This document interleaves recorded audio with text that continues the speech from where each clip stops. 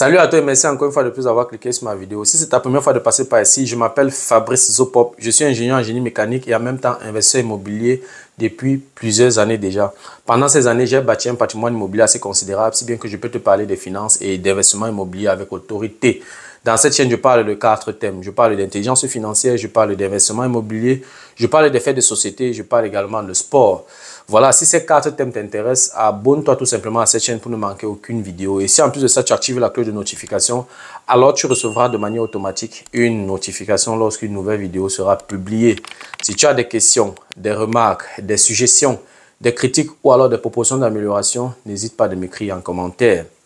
Un like me ferait énormément plaisir. Si tu as besoin de mon expertise, tu peux me contacter à tout moment via les coordonnées qui s'affichent à l'écran.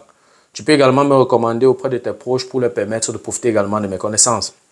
Quand je parle de connaissances ici, je parle d'accompagnement dans l'investissement immobilier, je parle de formation immobilière. Cette formation peut être en présentiel ou virtuel. Je parle d'accompagnement dans la fiscalité immobilière. Ça veut dire quoi? Ça veut dire que si tu as investi dans l'immobilier et tu n'as pas fait attention à l'aspect fiscal, tu peux également me contacter et je vais te dresser quelques stratégies comment faire pour réduire ta charge fiscale. Si tu as investi dans l'immobilier et tu aimerais faire grandir ton patrimoine immobilier, tu peux également me contacter. Je vais te présenter également quelques solutions. Comment faire pour grandir, pour accélérer la croissance de ton patrimoine immobilier. Et voilà, si tu as des proches qui aimeraient investir dans l'immobilier et qui ne s'y connaissent pas, tu peux également me mettre en contact avec eux, qu'ils vivent en Allemagne ou pas. Je vais m'asseoir avec eux et puis ensemble, on va dresser une stratégie comment faire pour leur permettre d'investir dans l'immobilier en Allemagne. S'il y a trop de désordre dans tes finances et tu ne sais pas comment t'y prendre, tu ne sais pas comment mettre de l'ordre dans tes finances, tu peux également me contacter. Je vais te présenter quelques pistes de solutions pour te permettre, n'est-ce pas, de mettre de l'ordre dans tes finances. Et si tu n'as pas de stratégie pour épargner, tu peux également me contacter. Je vais te donner quelques pistes d'orientation, comment faire pour épargner au maximum. Dans la vidéo d'aujourd'hui, je vais parler de mon histoire. Je vais t'expliquer dans cette vidéo ce qui m'a motivé, ce qui m'a poussé à me lancer dans l'investissement immobilier. Vous savez, l'Occident est très risqué. Donc, si tu ne sais pas ce que tu veux, tu vas te perdre. Et ici, le temps passe tellement vite. Et tu peux rester marquer les pas sur place pendant 30 ans, pendant 40 ans. Tu te tournes, derrière toi, tu n'as rien. À gauche, tu n'as rien. Derrière, tu n'as rien. En bas, tu n'as rien. En haut, tu n'as rien. Et devant toi, tu ne vois rien. Donc, je vais te raconter mon histoire et je crois que mon histoire va inspirer plus d'une personne. Je tiens vraiment à ce que tu sois concentré et que tu prennes place parce que j'ai beaucoup à dire et mon histoire est assez chargé. J'ai eu à réaliser beaucoup de choses, j'ai traversé beaucoup de choses et j'aimerais vraiment partager mon histoire avec toi dans la vidéo d'aujourd'hui. Si tu veux en savoir plus, reste scotché. La suite, juste après le générique.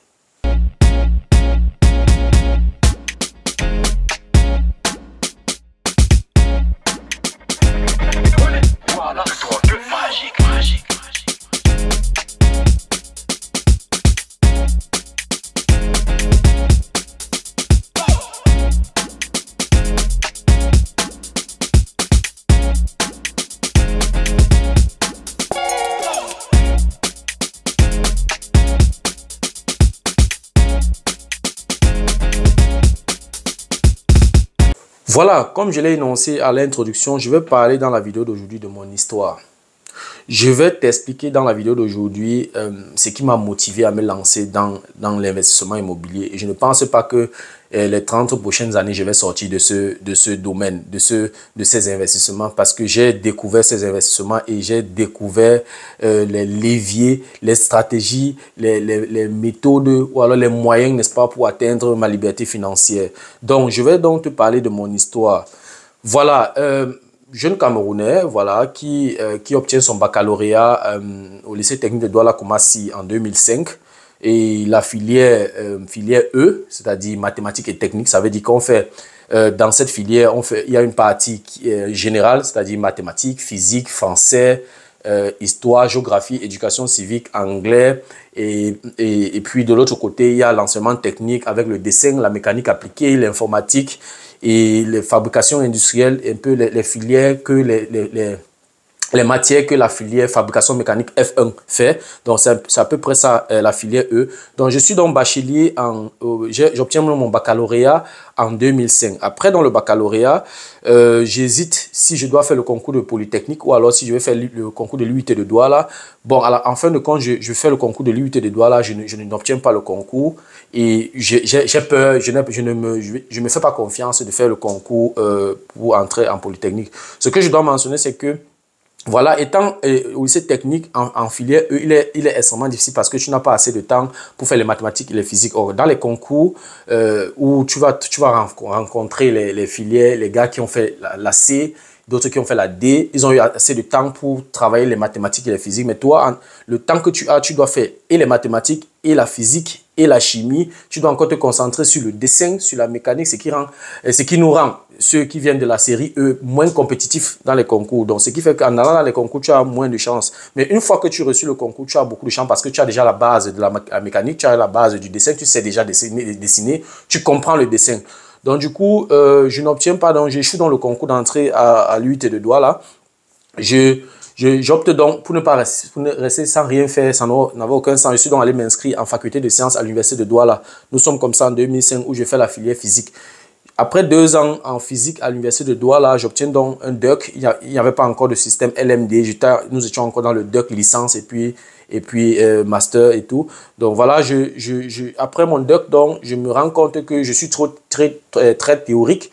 Et même, même dans les laboratoires et tout ce qu'on faisait vraiment, c'était un peu de pratique, mais c'était vraiment pas ça. Donc du coup, à un moment donné, je ne me retrouvais plus. Surtout que je quitte du lycée technique de Douala Koumassi où j'avais affaire à des choses techniques, pratiques. Je touchais ce que je construisais, je fabriquais après et tout. Donc c'était plus concret. Et moi, je voulais quelque chose de concret. Donc du coup, après, dans les 2 ans, je me rends compte que je suis en train de me perdre. Et voilà, je commence les recherches. C'est où je tombe dans les recherches pour l'Occident et je m'inscris donc au cours de langue avec le soutien de mes parents, n'est-ce pas, pour venir continuer mes études en Allemagne. Voilà, donc j'arrive en Allemagne où j'étudie la filière génie mécanique. C'est une continuité donc de la série E, c'est-à-dire que puisque j'ai déjà les bases en construction mécanique, j'ai les bases en dessin, en mécanique appliquée, en technologie des matériaux, en beaucoup d'autres filières qui concernent donc la fabrication mécanique et tout. Donc du coup, j'ai une bonne base pour faire la filière génie mécanique, ce qu'on appelle généralement en allemand ici Maschinenbau. Donc je me lance donc dans cette filière en Allemagne. Et nous sommes comme ça en 2008 où je commence mes études dans une université technique pas loin de Francfort.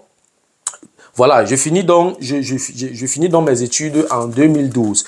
Et pendant mes études, je fais, n'est-ce pas, des stages académiques, n'est-ce pas, pour pouvoir, voilà, pour pouvoir enrichir mon CV. Et pas les possibilités. J'ai eu quelques possibilités, j'ai eu des bons contacts avec des professeurs et tout. Et je n'étais pas le plus faible de la classe, donc du coup, je me suis aussi fait vite remarquer. Donc, j'ai eu donc la possibilité de travailler dans certains projets avec mes professeurs, ce qui m'a ouvert les portes de l'industrie où j'écris mon stage.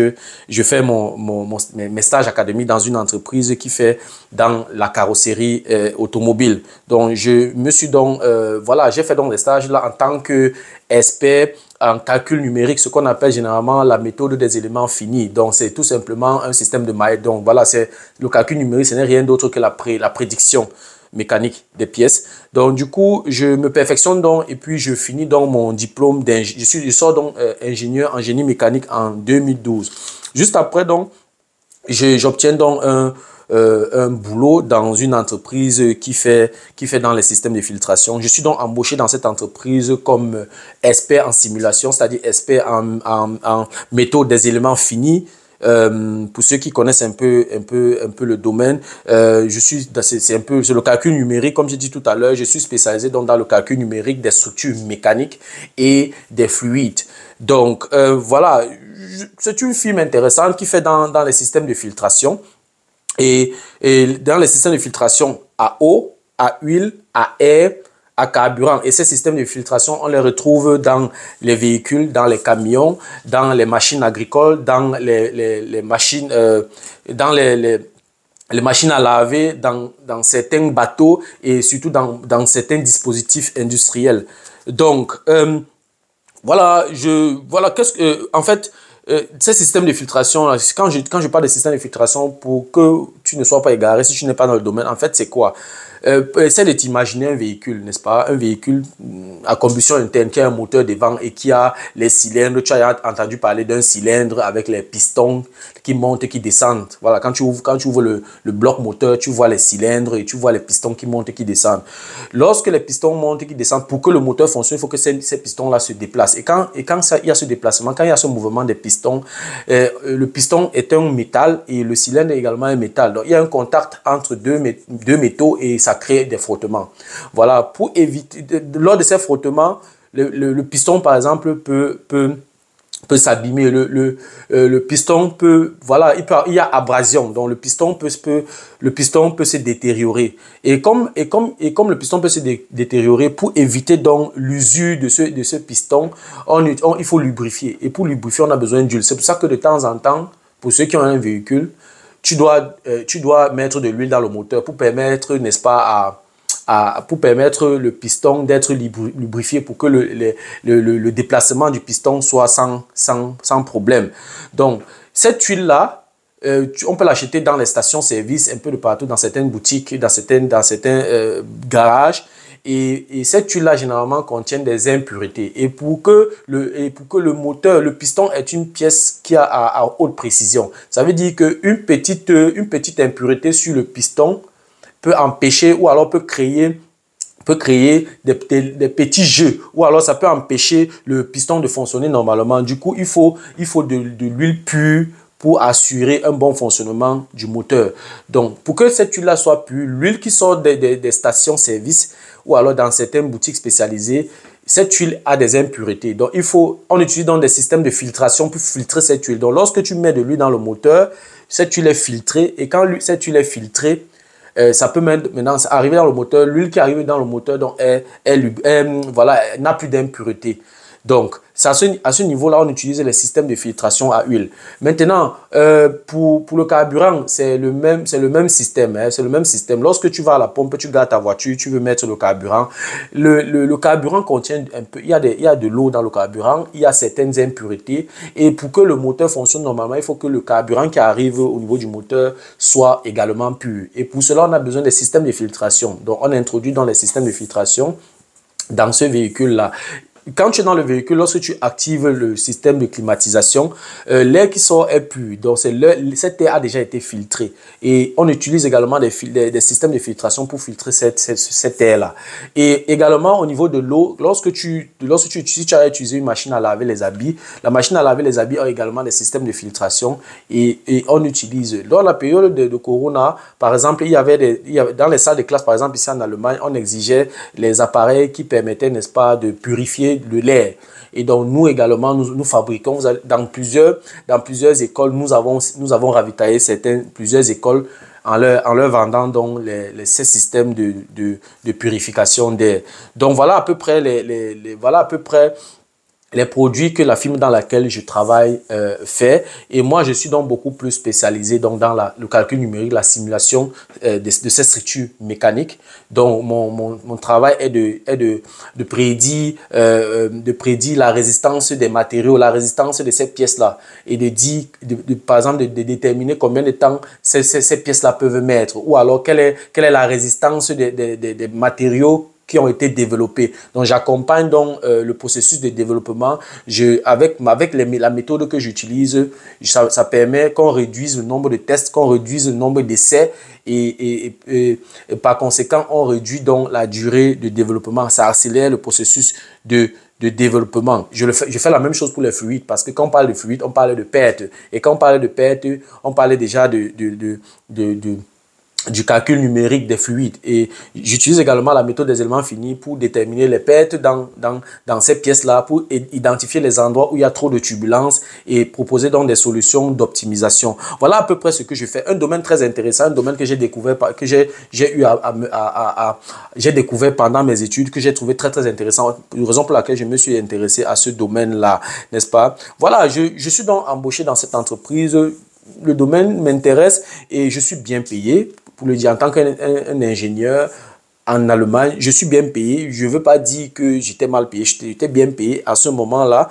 Voilà, et après un an dans cette entreprise, mon chef, voilà, généralement dans mon entreprise, ça se passe comment? Chaque année, il y a une conversation entre l'employé et son chef direct. Et son supérieur direct. Qu'est-ce qui se passe? On fait une évaluation de tout ce que tu as eu, voilà, à faire comme projet l'année qui est passée. On t'évalue sur ce que tu as réalisé comme projet, s'il y avait des erreurs, à quel niveau le chef peut-être a remarqué quelque chose qui ne passait pas avec les orientations de l'entreprise.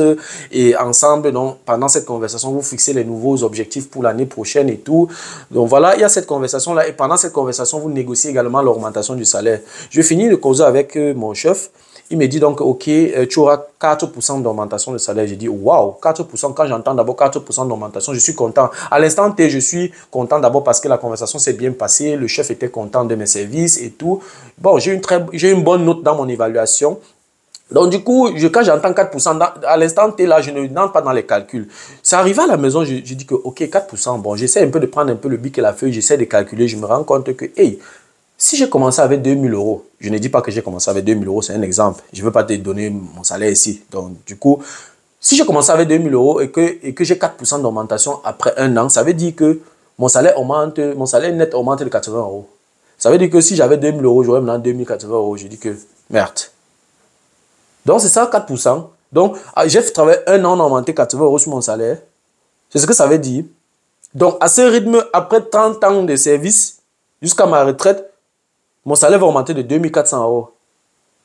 Ça veut dire que si je considère 2400 euros d'augmentation et que j'ai commencé avec 2000 euros, à 67 ans, quand je vais en retraite, puisque la retraite en Allemagne c'est 67 ans, ça veut dire qu'on va me donner 4400 euros. C'est ce que ça veut dire.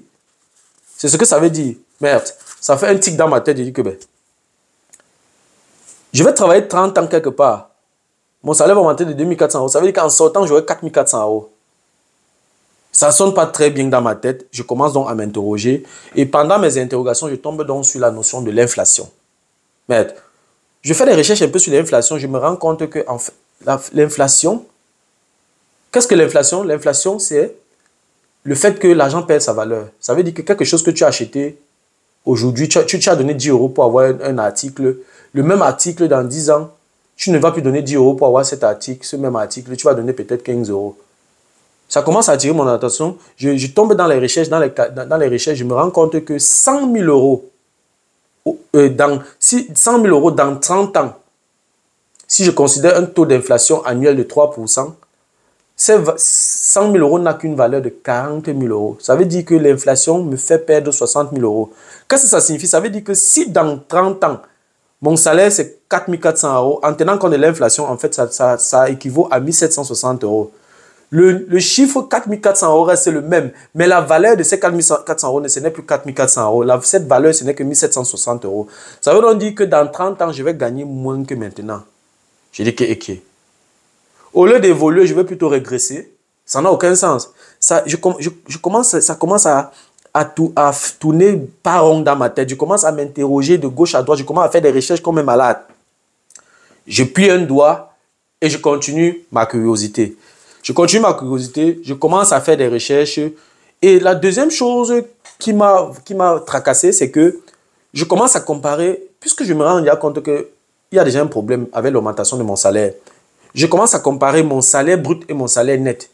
Je me rends compte que l'administration fiscale coupe 40% de mon salaire. Ça veut dire que si je reçois 100 000 euros, j'ai 100 000 euros brut l'année, je ne reçois que 60 000 euros. Je dis que, okay, donc l'administration coupe 40% de mon salaire. Ça veut dire quoi? 40%, ça veut dire que quoi? Ça veut dire que 40% de 12 mois, nous sommes à 4,8. Ça fait 40 fois 12, on est à 4,8. Donc, à peu près 5 ans. Ça veut dire que je travaille, pardon, à peu près 5 mois. Donc, ça veut dire que je travaille 5 mois l'année gratuitement. Donc, je travaille pendant 5 mois l'année. Donc, je me lève chaque matin à 6 heures. Je travaille jusqu'à 16 h, 17 h. Pendant 5 mois, gratuit. Je donne ça comme ça à l'administration fiscale. Ça fait un tic dans ma tête. Je plie donc le deuxième doigt. Je dis que, ok, je continue dans mes recherches. cette logique de recherche, cette logique d'interrogation continue, je continue donc dans cette direction-là. Je commence à m'interroger, j'ai déjà plié le deuxième doigt. Je continue à creuser ma curiosité. Après, je suis tombé sur un livre, je ne me rappelle plus du livre. C'est là où je me rends compte qu'une journée à 24 heures, oui, ce que je dis a l'air peut-être détonnant. Oui, tu sais qu'une journée à 24 heures, mais je savais qu'une journée à 24 heures, mais je ne savais pas ce que ça signifiait en fait. Comment est-ce que je pouvais interpréter ça en intelligence financière? C'est là où je me rends compte qu'une journée à 24 heures, ça veut dire que, quelle que soit ma volonté, je ne peux pas travailler plus de 24 heures par jour. Donc, même si je n'ai pas dit à mon chef que, ok, les 8 heures de temps que je travaille là, le salaire là ne me convient pas. Vraiment, je suis prêt à travailler 24 heures toute la journée pour que vous augmentez mon salaire. Donc, je vais gagner maximum 3 fois ce que je gagne. Parce que je vais travailler 3 fois, ça veut dire ça veut dire 24 heures, ça va faire 3 fois ce que je travaille. Donc, mon salaire ne va jamais dépasser 3 fois ce que je gagne. Ça veut donc dire quoi? Ça veut dire que mon salaire est limité sur le temps. Donc, je ne peux pas travailler plus de 24 heures par jour. Donc, mon salaire est limité. Ça veut dire que si je gagne 2000 euros par mois en travaillant 8 heures de temps, en travaillant 24 heures de temps, je ne peux pas gagner plus de 6000 euros par mois. C'est ce que ça veut dire. Ça a donc attiré encore mon attention et j'ai plié donc le troisième doigt.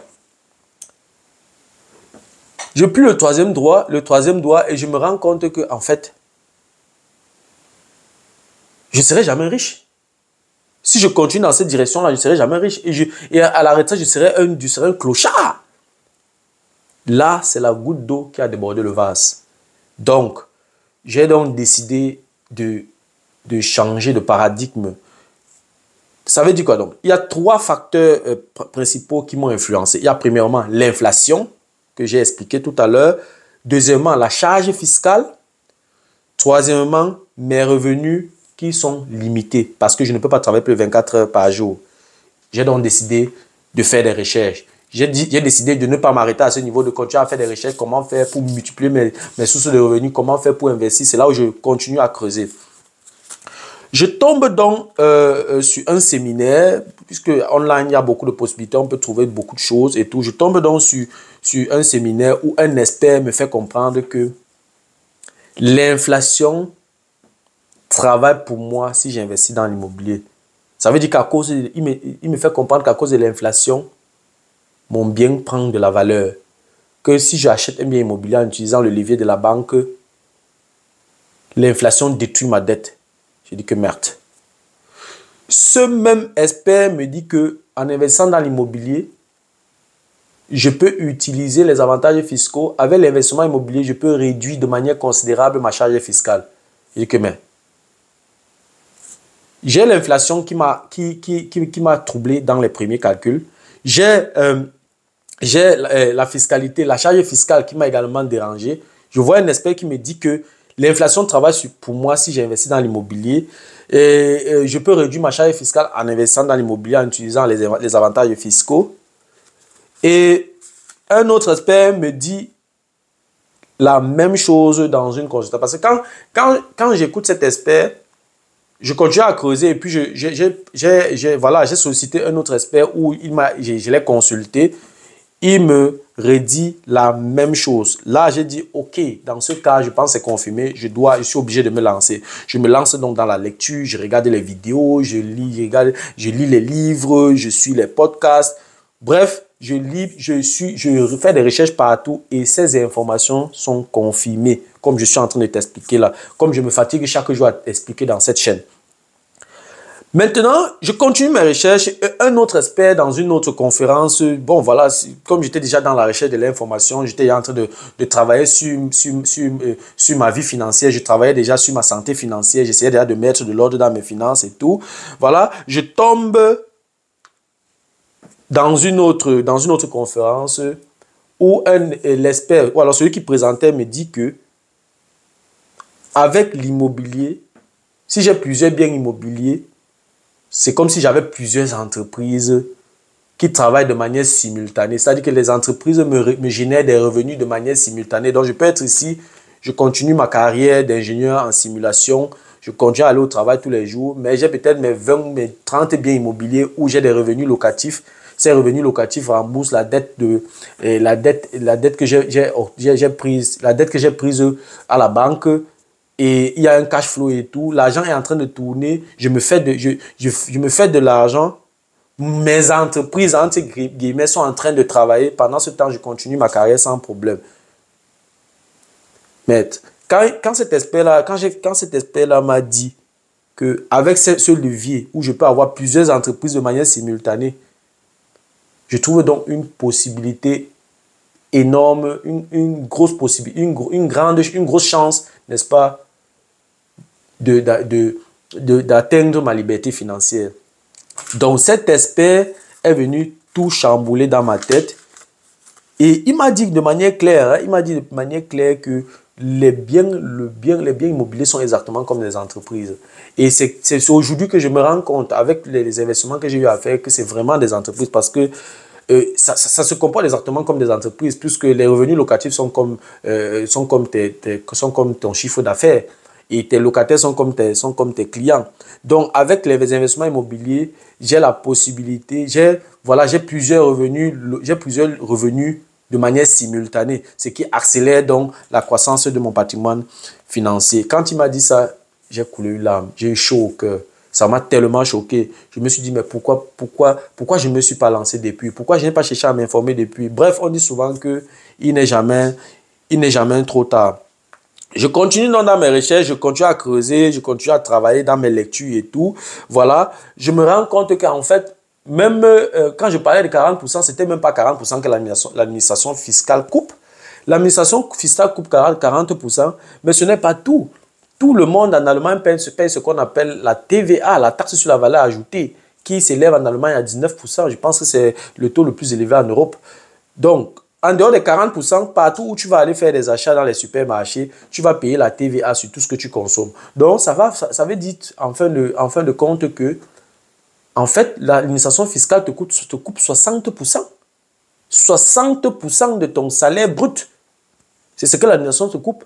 Et attention, les 19% que l'administration fiscale coupe là, les 19% de la TVA là, ce n'est pas sur ton brut, hein.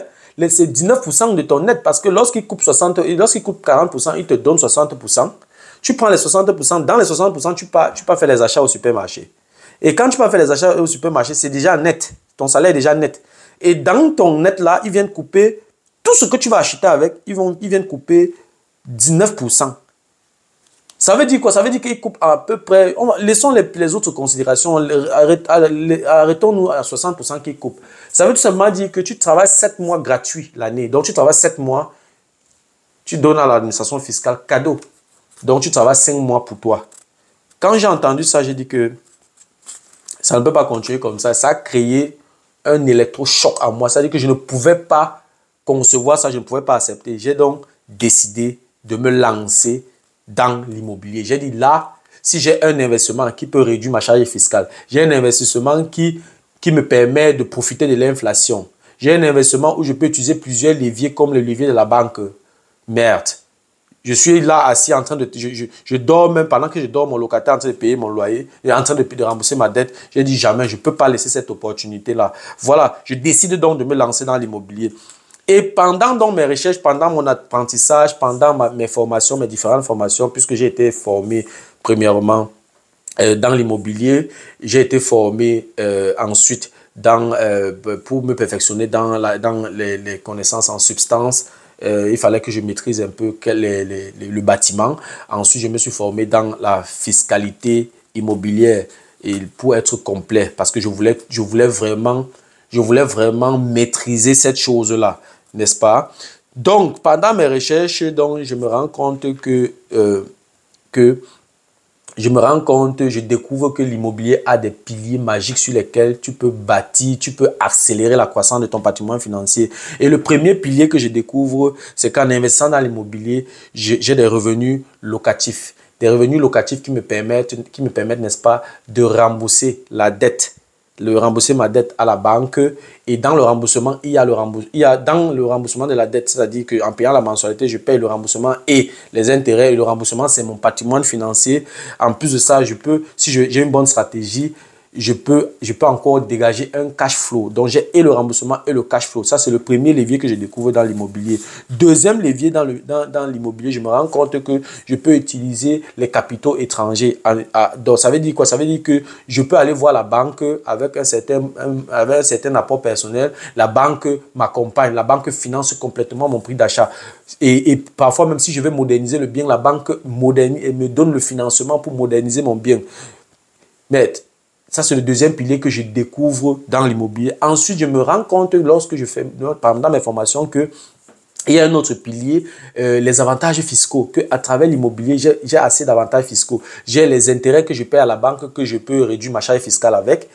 Et il y a les frais de modernisation que je peux réduire ma charge fiscale avec. Et en plus de ça, l'État me soutient avec l'amortissement chaque année.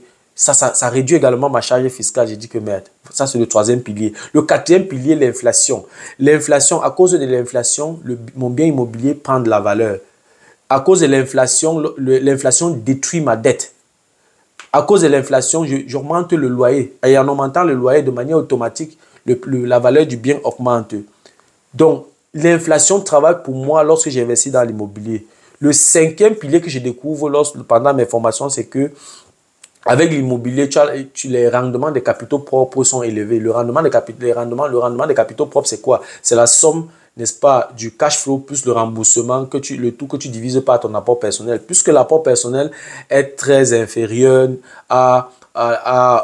au prix d'achat, alors ça fait en sorte que le rendement des capitaux propres est élevé. Donc, et si je n'ai pas d'apport personnel, ça veut dire que je n'injecte rien dans l'investissement. Ça va faire le cash flow plus le remboursé divisé par 0. Et toi-même, si tu as fait un peu de mathématiques, ça donne l'infini. Donc, je peux avoir un rendement des capitaux propres qui tend vers l'infini. Et le sixième pilier que je découvre lorsque je me lance dans les formations immobilières, la valeur de mon bien augmente. La valeur de mon bien n'augmente pas seulement à cause de l'inflation. Je peux identifier peut-être un petit problème dans mon bien immobilier. Je modernise peut-être la douche, ou alors je retape un peu la maison, je mets un peu la peinture, ou alors si c'est un immeuble que j'ai acheté qui n'avait pas de balcon, je fais monter je fais construire des balcons et j'augmente le loyer de mes appartements. Et quand j'augmente le loyer, j'augmente de manière automatique la valeur de mon bien. Tout ça, c'est les possibilités que je peux avoir dans l'immobilier. Donc, ça, c'est le septième pilier que je découvre. Et le huitième, c'était le sixième pilier. Le septième pilier que je découvre, c'est l'augmentation de mon patrimoine immobilier, de mon patrimoine financier. Avec les investissements immobiliers, je peux utiliser un bien. Je peux utiliser un bien comme levier pour acheter un deuxième. Et déjà, quand la banque m'a financé une fois, il est plus facile pour la banque de me financer pour une deuxième fois. Donc, je peux utiliser le levier du premier financement pour obtenir le deuxième financement. Et avec le premier bien immobilier, si je dégage déjà un cash flow, ça me permet d'épargner, de mettre également l'argent de côté. Donc, et lorsque j'ai fait un bon deal, je peux dire que, ok, j'achète un seul bien. Voilà, je rénove, j'utilise la stratégie fix and flip. Je rénove bien, je calcule un bon moment, je vends. Et puis les bénéfices que j'utilise, là, j'utilise ça pour encore peut-être acheter, cette fois-ci, pas seulement un appartement, peut-être 4 appartements. Donc, j'utilise les bénéfices du premier appartement donc pour acheter plusieurs appartements. Donc, avec l'immobilier, je me rends compte qu'en me lançant dans l'immobilier, je peux accélérer la croissance de mon patrimoine financier. Le dernier pilier que je découvre quand je me lance dans l'immobilier, c'est l'effet de levier. C'est un levier magique. C'est là où je me rends compte même que c'est le secret du capitalisme. Je me rends compte que l'effet de levier, avec l'effet de levier, je viens avec un tout petit montant et je dégage un co-financement. Donc, lorsque je viens voir la banque, je dis, voilà, j'ai un bien immobilier, j'aimerais acheter un bien immobilier qui coûte 100 000 €. La banque me dit, OK, pour que je t'accompagne, tu dois avoir un apport personnel pour couvrir au moins les frais supplémentaires pour l'acquisition. Et la banque me demande de venir avec 12% par exemple. 12% comme ça me fait 12 000 €. Donc, avec 12 000 €, je dégage un financement de 100 000 €. On appelle ça l'effet de levier. Il n'y a qu'avec l'immobilier, ou alors j'ai découvert qu'avec l'immobilier, je peux utiliser ce levier à fond. Avec tous ces piliers-là, j'ai dit que non. Je ne trouve pas... Peut-être il y a d'autres investissements, mais ça, c'est un investissement qui regroupe tellement d'avantages. Ça ne veut pas dire qu'il n'y a pas d'inconvénients, mais c'est un investissement qui regroupe tellement d'avantages et je me suis décidé, voilà, de me lancer. Je décide donc de me former, je finis ma formation. J'ai d'abord fait la première formation, ensuite j'ai fait la deuxième formation. Je suis un autre expert parce que je voulais vraiment m'asseoir dans la chose, je voulais maîtriser la chose parce qu'après je voulais être directement opérationnel. Voilà, je finis donc ma formation et je décide donc de me lancer dans la recherche d'un bien immobilier. Je trouve un bien immobilier pas mal. C'était un appartement T2 de 60 mètres carrés dans un immeuble. L'appartement était vide. Et cet appartement nécessitait une rénovation. Parce que moi, généralement, c'est ça ma stratégie. J'achète les biens qui nécessitent une rénovation parce que je sais que je vais ajouter de la valeur et je vais augmenter je vais augmenter la valeur de mon bien avec la modernisation que je vais faire, avec la stratégie. Et pour cela, j'ai besoin de connaissances. C'est clair, c'est logique. Donc, ce bien m'a proposé dans 80 000 euros à ce moment-là, j'étais encore dans mes débuts et tout. J'ai donc pu négocier le prix d'achat à la baisse et j'ai acheté ce bien à 70 000 euros. J'ai acheté le bien à 70 000 euros, mais j'ai envie de moderniser le bien avant de mettre en location parce que le bien est vide. Il y avait des petites choses à faire encore dans le bien. J'ai acheté donc 70 000 euros et j'ai pris un crédit immobilier de 80 000 euros. 10 000 euros pour la modernisation, pour les travaux de rénovation et 70 000 euros pour le prix d'achat. La banque donc a validé, parce que j'avais une bonne solvabilité, la banque donc a validé le crédit de 80 000 euros. Donc, j'ai donc fait les travaux de rénovation, j'ai fini et j'ai trouvé le locataire que j'ai mis à l'intérieur. La banque m'a donc donné ce crédit. Je devais payer une mensualité de 256 euros pour ce crédit. À ce moment-là, les taux étaient encore, voilà, c'était encore abordable. Donc, j'ai payé 256 euros. Je paye parce que la mensualité ne change pas. Jusqu'à la fin, la mensualité ne change pas.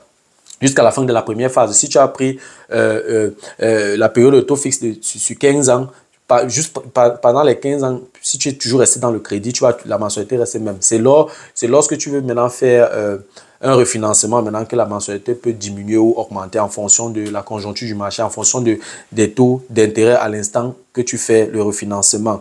Voilà. Je modernise donc le bien, comme j'ai dit tantôt, je mets en location et je mets le bien en location. C'était 60 mètres carrés, bien situé à côté de la gare ferroviaire.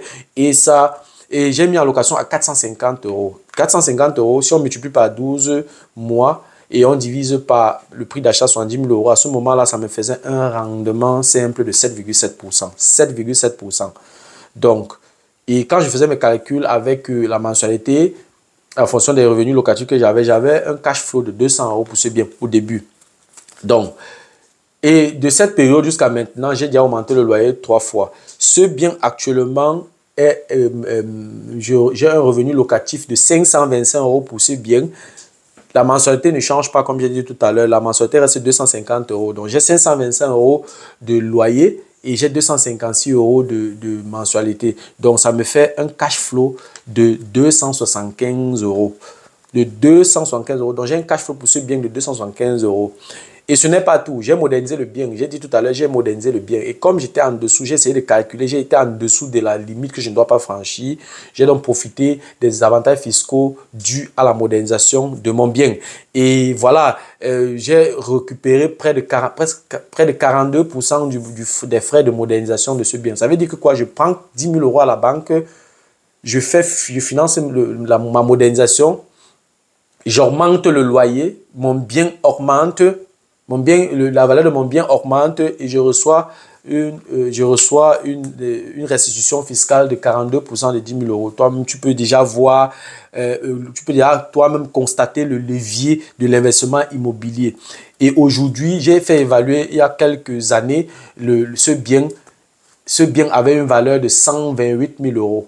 Donc, un bien que j'avais acheté à 70 000 euros, ce bien a une valeur de 128 000 euros. J'ai un bon loyer pour ce bien.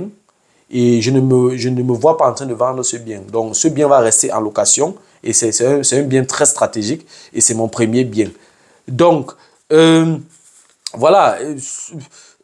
Et lorsque je parle même de 275 euros de cash flow, ce n'est même pas tout parce que lorsque je paie 256 euros à la banque, il y a les intérêts dans ces 256 euros et il y a le remboursement. Et dans cette mensualité de 256 euros, le remboursement s'élève à 155 euros. Donc 155 euros, il faut savoir que lorsque tu prends un crédit par annuité, au fur et à mesure que tu rembourses, l'intérêt que tu payes diminue parce que tu payes les intérêts de la dette restante. Donc, comme les intérêts diminuent, Pour que la mensualité reste constante, il faudrait que le remboursement augmente. Donc, mon remboursement augmente. À ce moment-là, donc, comme je dis, je payais un remboursement de 155 euros. Donc, si je m'arrête à 155 euros, je considère que, OK, les 155 euros, le remboursement de 155 euros est resté constant pour ne pas trop entrer dans les complications de calcul. Je vais faire 155 euros que je vais ajouter à 275 euros qui est mon cash flow. Donc, je suis à 155 euros plus 275 euros. Donc, mon cash flow réel est 430 euros pour ce bien. Un seul bien. Un seul bien immobilier, 430 euros. Tout simplement parce que j'ai été stratégique, j'ai essayé d'identifier et j'ai acheté un bien très bien placé et le vendeur était dans une situation difficile. Quand il me vendait, il avait absolument besoin d'argent, sinon il n'aurait pas vendu à ce prix-là. Et ça me fait 430 euros. Imaginons à un seul instant que tu as comme ça 10 biens fois 430 euros, ça te fait 4300 euros de cash flow. Bon, comme j'ai dit, comme j'ai calculé tout à l'heure, il y a le remboursement dans ces 430 euros, il faut que ce soit clair. Donc, tu as 430 euros, multiplié par 10 biens, ça te fait 4300 euros. Tu comprends très vite que tu peux vivre de tes revenus locatifs. Si tu as des biens immobiliers, tu as des bonnes stratégies, tu connais ce que tu fais, tu as la connaissance, tu peux vivre de tes biens locatifs, tu peux vivre de tes revenus locatifs. Donc, je pense que voilà, l'investissement immobilier, c'est un investissement magique. Quand tu t'y connais, quand tu es au bon endroit, au bon moment, lorsque tu es attentif et lorsque tu as aussi créé certains réseaux, tu vas tomber sur un très, très, très bon bien. Voilà, je pense que mon histoire va certainement inspirer beaucoup d'entre vous. Et vraiment, si après cette vidéo, tu ne te lances pas dans l'investissement immobilier, surtout que si tu as la solvabilité, tu as un salaire fixe, tu as un bon contrat de travail, tu as un CDI, tu as voilà, un bon séjour, c'est-à-dire que tu as un séjour, soit un séjour illimité, ou alors tu as la nationalité.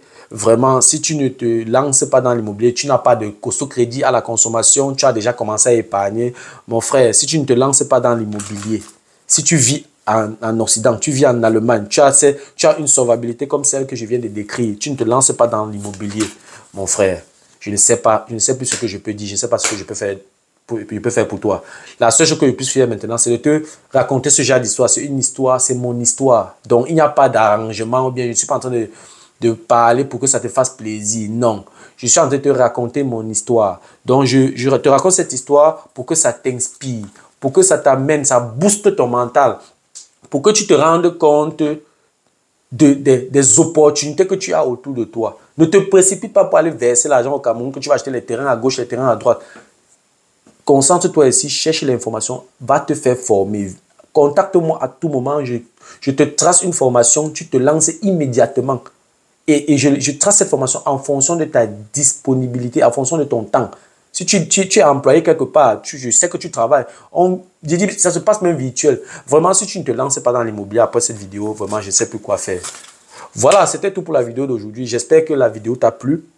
Et j'espère que la vidéo a été à la hauteur de tes attentes. Voilà, si la vidéo t'a plu, je t'en supplie, partage cette vidéo au maximum pour permettre aux autres de profiter aussi.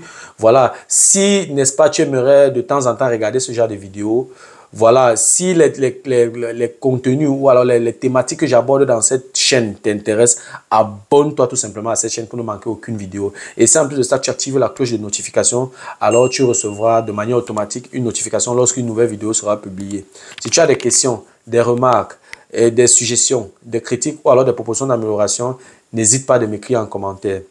Un like me ferait énormément plaisir. Si tu as besoin de mon expertise, tu peux me contacter à tout moment via les coordonnées qui s'affichent à l'écran. Tu peux également me recommander auprès de tes proches pour leur permettre de profiter également de mes connaissances. Merci encore pour ta disponibilité. Merci pour ton attention. C'était Fabrice de Imo Génie. On se dit donc au revoir et à la prochaine. Ciao.